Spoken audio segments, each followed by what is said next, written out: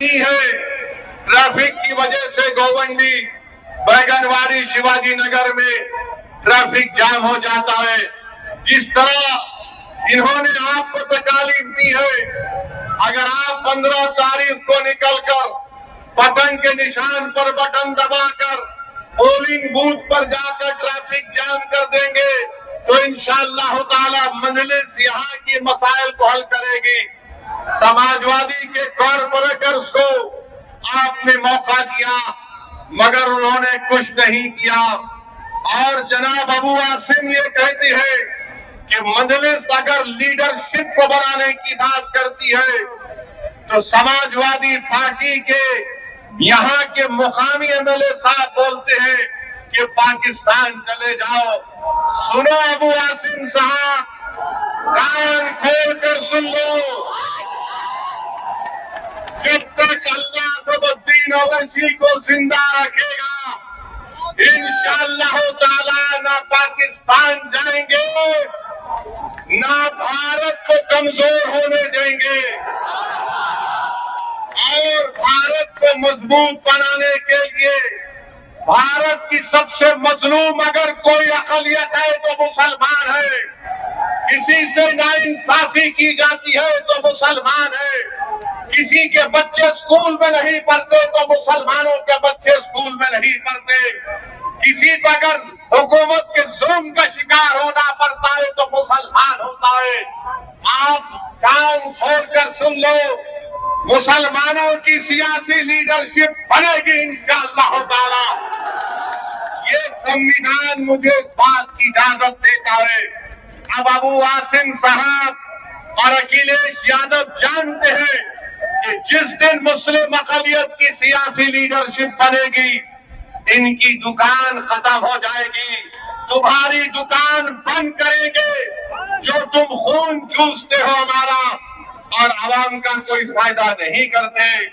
मेरे अजीज दोस्तों और बुजुर्गों, मैं आपको बताना चाह रहा हूं कि गोवंडी से अगर ड्रग्स का खात्मा करना है तो 15 तारीख को पतंग कोट देना है।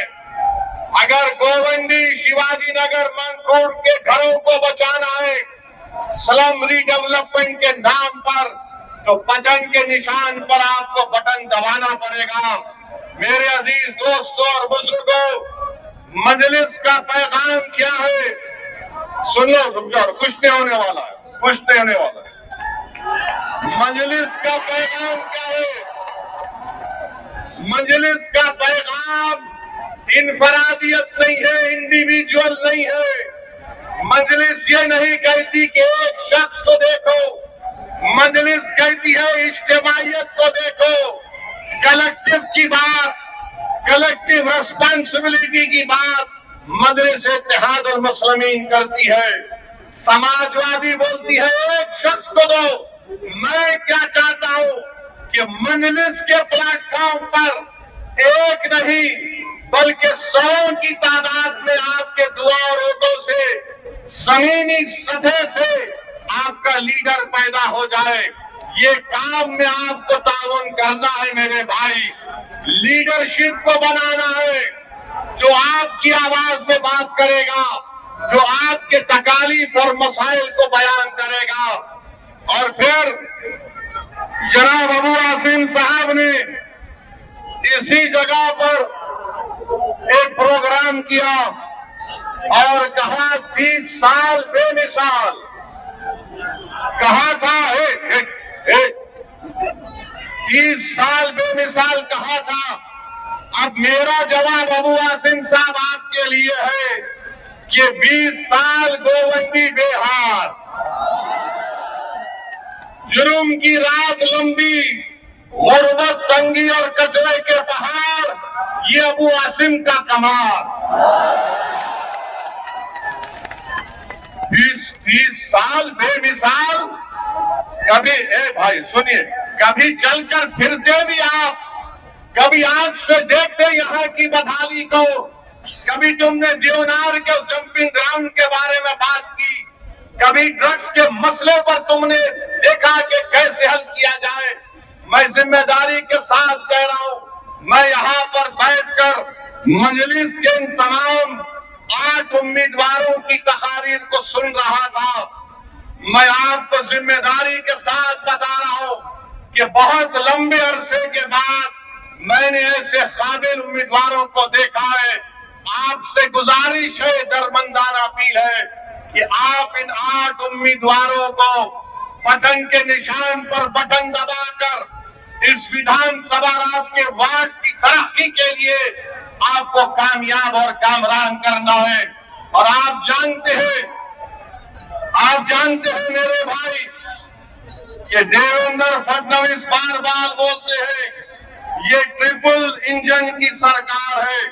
मुंबई पब्लिक स्कूल से नटवर पार्क कंपाउंड में 2 साल लग गए रोड को बनाने के लिए।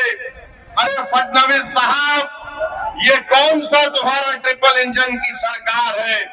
मेरे अजीज दोस्तों और बुजुर्गों, ये बुनियादी मसाइल है और इंशाअल्लाह ताला आप मजलिस के उम्मीदवारों को कामयाब करिए।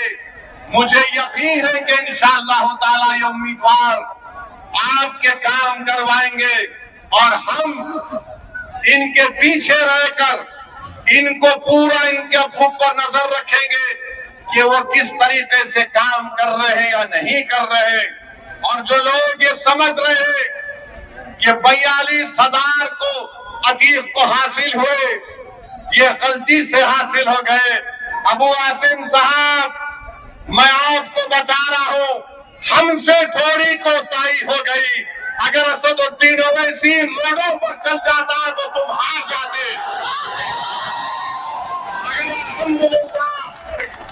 अब गोवंदी के मानकोट शिवाजी नगर के हर घर